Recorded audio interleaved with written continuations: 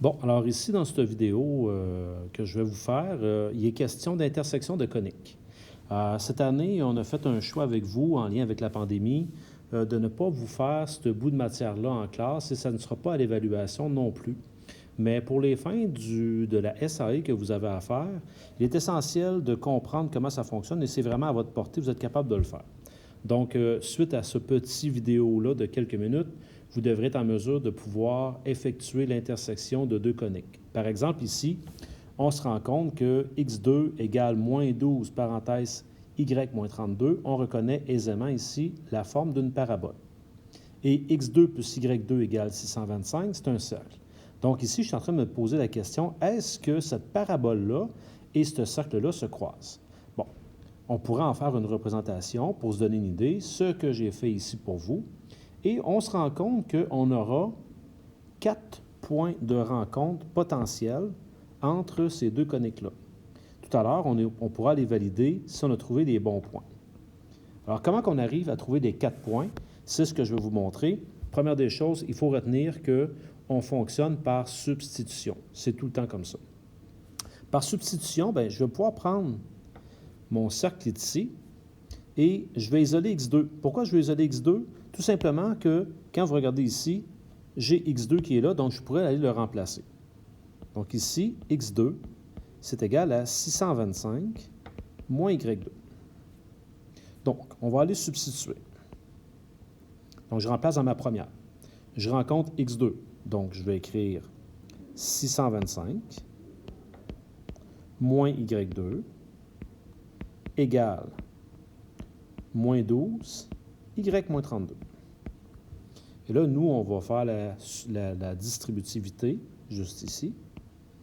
Donc, je vais avoir 625 moins y2 égale moins 12y.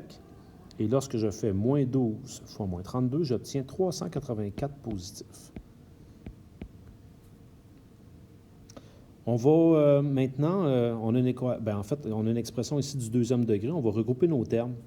Alors, pour regrouper mes termes, je vais faire plus y à la 2 de chaque côté. Et je vais également faire moins 625 de chaque côté. De telle sorte que je me retrouve avec 0 égale. Je vais avoir ici y2 moins 12y. Et lorsque je fais 384 moins 625, j'obtiens moins 241.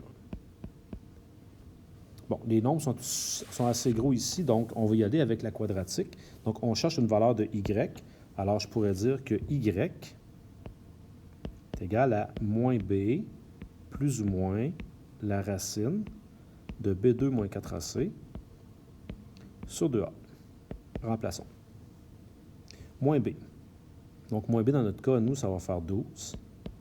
Plus ou moins la racine de moins 12 au carré.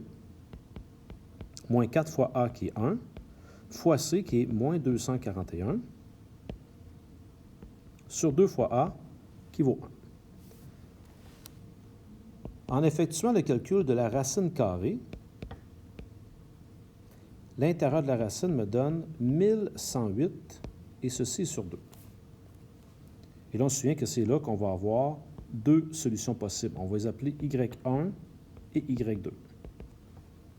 Parce que je vous rappelle que l'on cherche une valeur de y parce que mon expression est en y. Donc, quand j'additionne, vous allez obtenir 22,64. Et quand vous soustrayez, vous allez obtenir moins 10,64. Bon, là, ici, ce bout de calcul-là, je vous invite à l'essayer sur votre calculatrice, mais ce sont des choses que vous êtes capable de faire. Rapidement, là, si on va voir sur le graphique, moins 10,64, ça semble avoir du sens. Et 22,64 également. Donc là, ce qu'il nous reste à trouver, c'est des valeurs de x. Remarquez qu'il y a 4 valeurs possibles. Alors, je vais changer de page. Je retiens mes deux valeurs.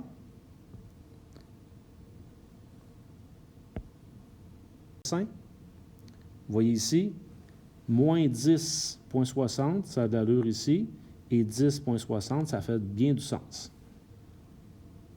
Pour le prochain, on devrait trouver un x un peu plus grand. Donc ma première valeur, on va dire si y égale 22,64.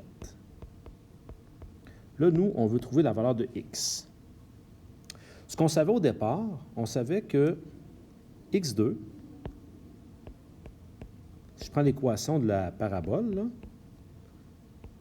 c'est 12, parenthèse, y moins 32. Donc, avec cette expression-là, remplaçons y par 22,64. Je vais me retrouver avec x2 égale moins 12, 22,64 moins 32. Ce qui fait en sorte que x2 égale, quand j'ai effectué le total d'ici, ça fait 112,32. Et donc, on se souvient que pour avoir x, il faut extraire la racine carrée, mais là, on fait attention, on a vu que lorsqu'on extrait la racine carrée d'un nombre, c'est plus ou moins cette réponse-là. Donc, c'est plus ou moins la racine carrée de 112,32. Ce qui fait en sorte que x peut être égal à plus ou moins 10,60 que j'arrondis. Fait que comprenons une chose, là, ici, je viens de trouver deux valeurs possibles. Je viens de trouver que ça peut être moins 10,60 ou ça peut être 10,60 mon x pour un y de 22,64. Moins 10,60, 10,60, si je reviens sur mon...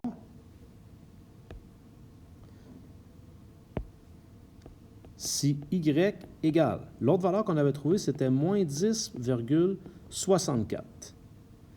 On va reprendre encore une fois l'expression de la parabole qui nous permet d'avoir la valeur de x lorsque je connais y.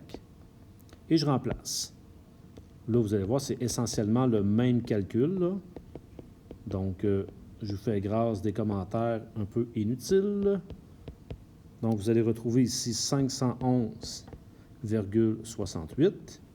Et lorsque vous allez avoir x, ça sera plus ou moins la racine de 511,68 et vous allez obtenir 22,62, qui fait en sorte que les deux autres couples qui vont compléter la solution, ce sera moins 22,62 ou bien 22,62 pour un y de moins 10,64 à chacune des fois.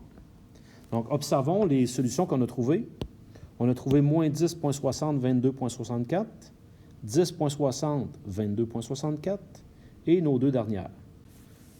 Je vous invite à aller peut-être sur Desmos, ça peut être une belle pratique, d'entrer nos deux coniques en question et simplement qu'une fois que vous allez avoir vos coniques et que vous avez l'ensemble de votre graphique, vous pouvez prendre votre curseur et d'aller cliquer sur les intersections. Et à ce moment-là, Desmos va vous donner directement la valeur de ces intersections-là et vous allez retrouver, je vous le garantis, je l'ai fait de mon côté, vous allez retrouver des valeurs qui sont identiques aux 4 solutions que nous avons trouvées. Donc voilà, j'espère que cette petite vidéo-là vous a bien présenté, bien fait comprendre l'intersection de coniques. Alors maintenant, je vous invite à bien poursuivre dans votre SAE sur le vélo elliptique.